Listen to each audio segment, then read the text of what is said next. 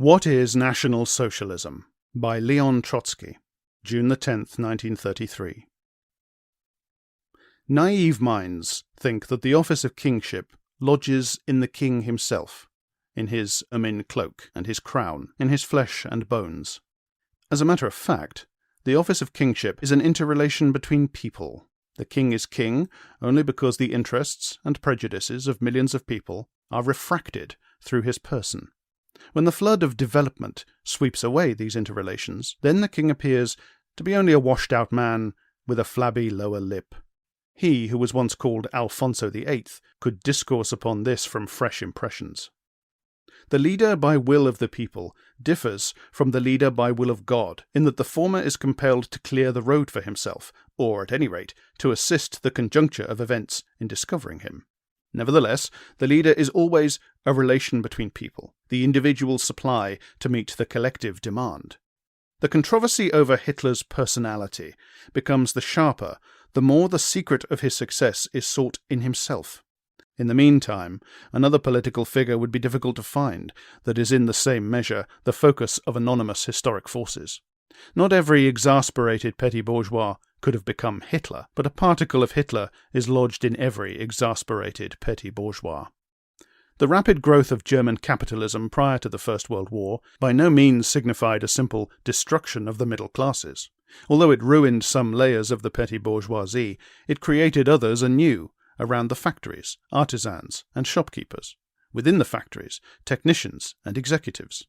But while preserving themselves and even growing numerically, the old and the new petty bourgeoisie compose a little less than 1/2 of the German nation. The middle classes have lost the last shadow of independence. They live on the periphery of large-scale industry and the banking system, and they live off the crumbs from the table of the monopolies and cartels, and off the spiritual arms of their theorists and professional politicians.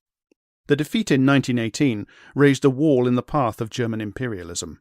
External dynamics changed to internal. The war passed over into revolution. Social democracy, which aided the Hohenzollerns in bringing the war to its tragic conclusion, did not permit the proletariat to bring the revolution to its conclusion. The Weimar democracy spent 14 years finding interminable excuses for its own existence. The Communist Party called the workers to a new revolution and proved incapable of leading it. The German proletariat passed through the rise and collapse of war, revolution, parliamentarism, and pseudo-Bolshevism. At the time when the old parties of the bourgeoisie had drained themselves to the dregs, the dynamic power of the working class also found itself sapped. The post-war chaos hit the artisans, the peddlers, and the civil employees no less cruelly than the workers. The economic crisis in agriculture was ruining the peasantry. The decay of the middle strata did not mean that they were made into proletarians, inasmuch as the proletariat itself was casting out a gigantic army of chronically unemployed.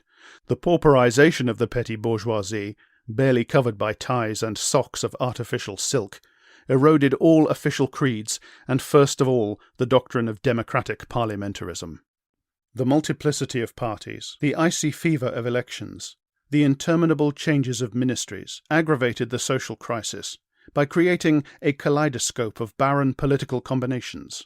In the atmosphere brought to white heat by war, defeat, reparations, inflation, occupation of the Ruhr, crisis, need and despair, the petty bourgeoisie rose up against all the old parties that had bamboozled it. The sharp grievances of small proprietors never out of bankruptcy, of their university sons without posts and clients, of their daughters without dowries and suitors, demanded order and an iron hand. The banner of National Socialism was raised by upstarts from the lower and middle commanding ranks of the old army. Decorated with medals for distinguished service, commissioned and non-commissioned officers could not believe that their heroism and sufferings for the fatherland had not only come to naught, but also gave them no special claims to gratitude, hence their hatred of the revolution and the proletariat. At the same time, they did not want to reconcile themselves to being sent by the bankers, industrialists, and ministers back to the modest posts of bookkeepers, engineers, postal clerks, and school teachers. Hence their socialism. At the Yser and under Verdun, they had learned to risk themselves and others, and to speak the language of command, which powerfully overawed the petty bourgeoisie behind the lines. Thus these people became leaders. At the start of his political career, Hitler stood out only because of his big temperament, a voice much louder than others, and an intellectual mediocrity much more self-assured.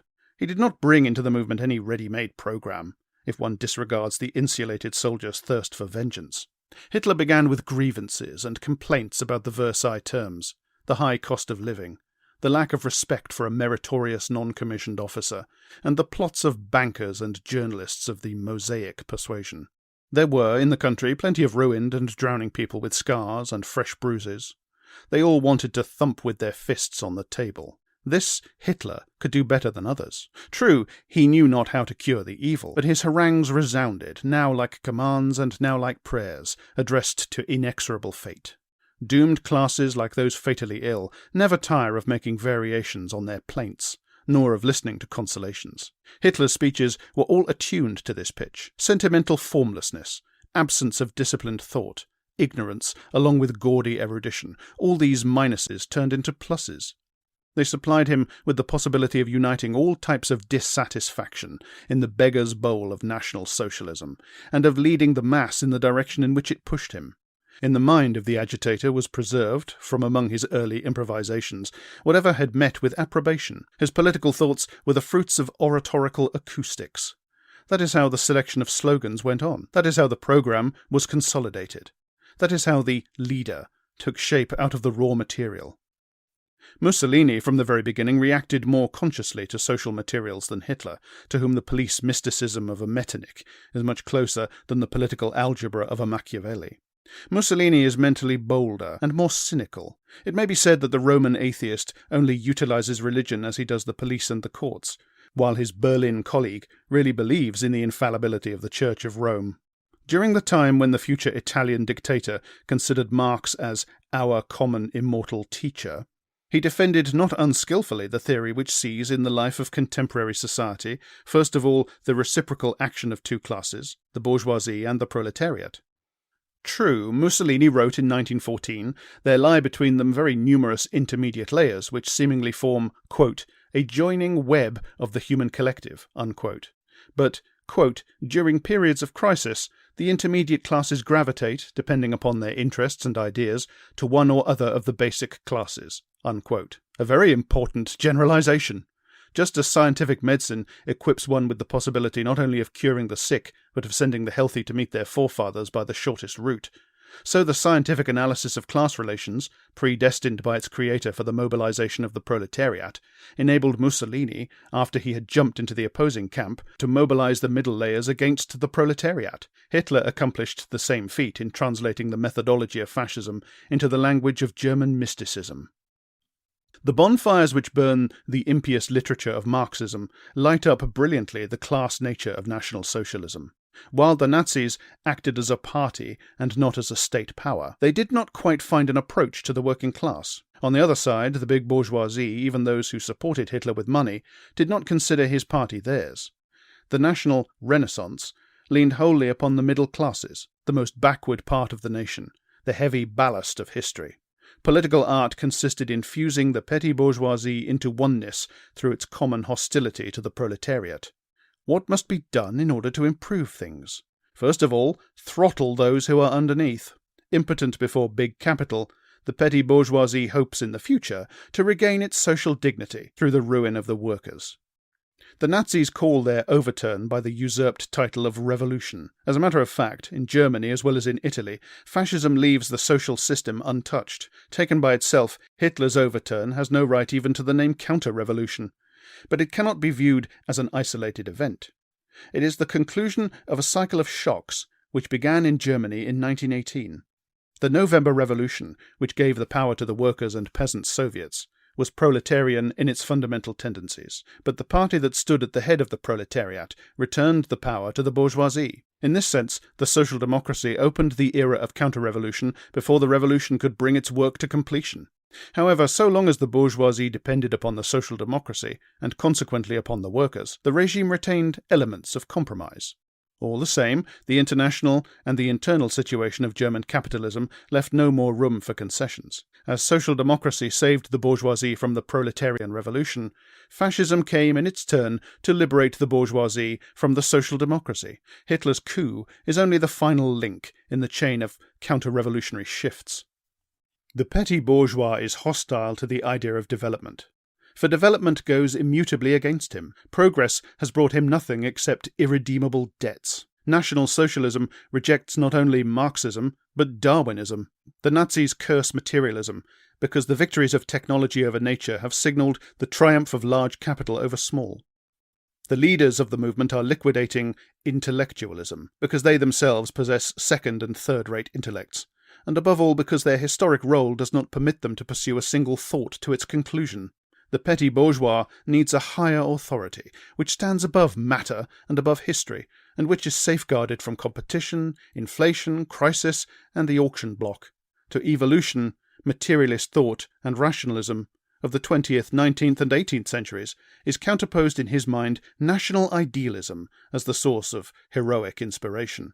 Hitler's nation is the mythological shadow of the petty bourgeoisie itself, a pathetic delirium of a 1,000-year Reich. In order to raise it above history, the nation is given the support of the race, history as viewed as the emanation of the race.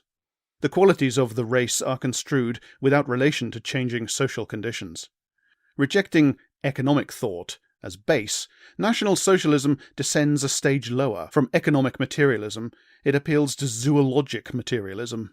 The theory of race, specially created, it seems, for some pretentious, self-educated individual seeking a universal key to all the secrets of life, appears particularly melancholy in the light of the history of ideas. In order to create the religion of pure German blood, Hitler was obliged to borrow at second hand the ideas of racism from a Frenchman, Count Gobineau, a diplomat and literary dilettante. Hitler found the political methodology ready-made in Italy, where Mussolini had borrowed largely from the Marxist theory of the class struggle. Marxism itself is the fruit of union among German philosophy, French history, and British economics. To investigate retrospectively the genealogy of ideas, even those most reactionary and muddle-headed, is to leave not a trace of racism standing. The immense poverty of National Socialist philosophy did not, of course, hinder the academic sciences from entering Hitler's wake with all sails unfurled, once his victory was sufficiently plain. For the majority of the professorial rabble, the years of the Weimar regime were periods of riot and alarm. Historians, economists, jurists, and philosophers were lost in guesswork as to which of the contending criteria of truth was right. That is, which of the camps would turn out in the end the master of the situation. The fascist dictatorship eliminates the doubts of the Fausts and the vacillations of the Hamlets of the university rostrums. Coming out of the twilight of parliamentary relativity, knowledge once again enters into the kingdom of absolutes. Einstein has been obliged to pitch his tent outside the boundaries of Germany. On the plane of politics, racism is a vapid and bombastic variety of chauvinism in alliance with phrenology. As the ruined nobility sought solace in the gentility of its blood, so the pauperized petty bourgeoisie befuddles itself with fairy tales concerning the special superiorities of its race. Worthy of attention is the fact that the leaders of National Socialism are not native Germans, but interlopers from Austria, like Hitler himself, from the former Baltic provinces of the Tsar's Empire, like Rosenberg, and from colonial countries like Hesse, who is Hitler's present alternative for the party leadership. A barbarous din of nationalisms on the frontiers of civilization was required in order to instill into its leaders those ideas which later found response in the hearts of the most barbarous classes in Germany. Personality and class, liberalism and Marxism, are evil. The nation is good. But at the threshold of private property, this philosophy is turned inside out. Salvation lies only in personal private property. The idea of national property is the spawn of Bolshevism. Deifying the nation, the petty bourgeois does not want to give it anything. On the contrary, he expects the nation to endow him with property and to safeguard him from the worker and the process server. Unfortunately, the Third Reich will bestow nothing upon the petty bourgeois except new taxes. In the sphere of modern economy, international in its ties and anonymous in its methods, the principle of race seems unearthed from a medieval graveyard. The Nazis set out with concessions beforehand. The purity of the race, which must be certified in the kingdom of the spirit by a passport, must be demonstrated in the sphere of economy chiefly by efficiency. Under contemporary conditions, this means competitive capacity. Through the back door, racism returns to economic liberalism, freed from political liberties. Nationalism in economy comes down in practice to impotent though savage outbursts of anti-Semitism. The Nazis abstract the usurious or banking capital from the modern economic system because it is of the spirit of evil. And, as is well known, it is precisely in this sphere that the Jewish bourgeoisie occupies an important position. Bowing down before capitalism as a whole, the petty bourgeois declares war against the evil spirit of gain in the guise of the Polish Jew in a long-skirted kaftan, and usually without a cent in his pocket. The pogrom becomes the supreme evidence of racial superiority. The programme with which National Socialism came to power reminds one very much, alas, of a Jewish department store in an obscure province. What won't you find here? Cheap in price and in quality still lower. Recollections of the happy days of free competition, the hazy evocations of the stability of class society, hopes for the regeneration of the colonial empire, and dreams of a shut-in economy. Phrases about a return from Roman law back to the Germanic, and pleas for an American moratorium. An envious hostility to inequality in the person of a proprietor in an automobile, and animal fear of equality in the person of a worker in a cap and without a collar, the frenzy of nationalism and the fear of world creditors. All the refuse of international political thought has gone to fill up the spiritual treasury of the new Germanic messianism. Fascism has opened up the depths of society for politics. Today, not only in peasant homes, but also in city skyscrapers, there lives alongside of the 20th century the 10th or the 13th. 100 million people use electricity and still believe in the magic power of signs and exorcisms. The Pope of Rome broadcasts over the radio about the miraculous transformation of water into wine. Movie stars go to mediums. Aviators who pilot miraculous mechanisms created by man's genius wear amulets on their sweaters. What inexhaustible reserves they possess of darkness, ignorance, and savagery. Despair has raised them to their feet. Fascism has given them a banner.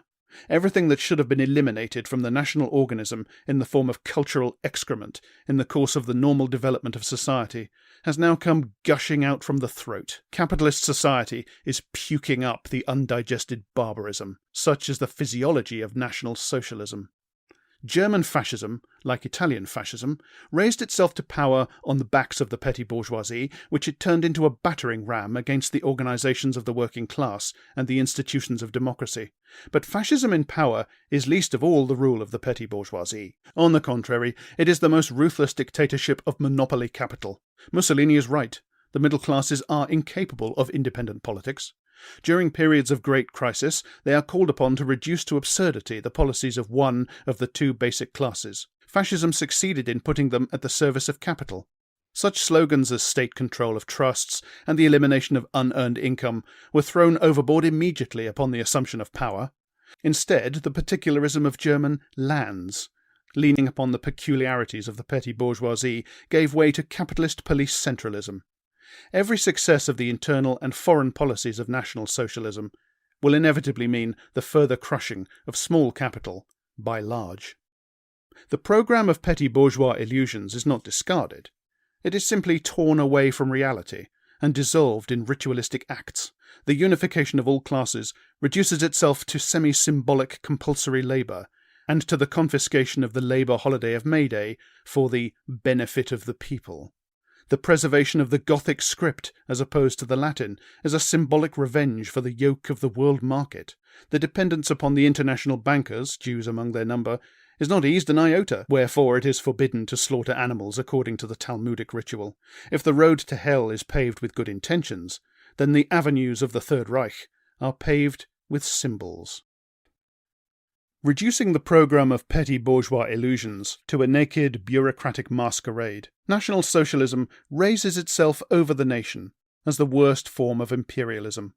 Absolutely vain are hopes that Hitler's government will fall today or tomorrow, a victim of its internal inconsistency. The Nazis required the programme in order to assume power, but power serves Hitler not at all for the purpose of fulfilling the programme. His tasks are assigned him by monopoly capital. The compulsory concentration of all forces and resources of the people in the interests of imperialism, the true historic mission of the fascist dictatorship, means preparation for war, and this task, in its turn, brooks no internal resistance, and leads to a further mechanical concentration of power. Fascism cannot be reformed or retired from service. It can only be overthrown. The political orbit of the regime leans upon the alternative war or revolution. Postscript. The first anniversary of the Nazi dictatorship is approaching. All the tendencies of the regime have had time to take on a clear and distinct character. The socialist revolution, pictured by the petty bourgeois masses as a necessary supplement to the national revolution, is officially liquidated and condemned. The brotherhood of classes found its culmination in the fact that on a day especially appointed by the government, the haves renounced the hors d'oeuvre and dessert in favour of the have-nots. The struggle against unemployment is reduced to the cutting of semi-starvation doles in two. The rest of the task is uniformed statistics. Planned autarky is simply a new stage of economic disintegration. The more impotent the police regime of the Nazi is in the field of national economy, the more it is forced to transfer its efforts to the field of foreign policy. This corresponds fully to the inner dynamics of German capitalism, aggressive through and through.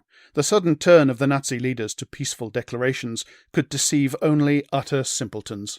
What other method remains at Hitler's disposal to transfer the responsibility for internal distresses to external enemies and to accumulate under the press of the dictatorship the explosive force of nationalism?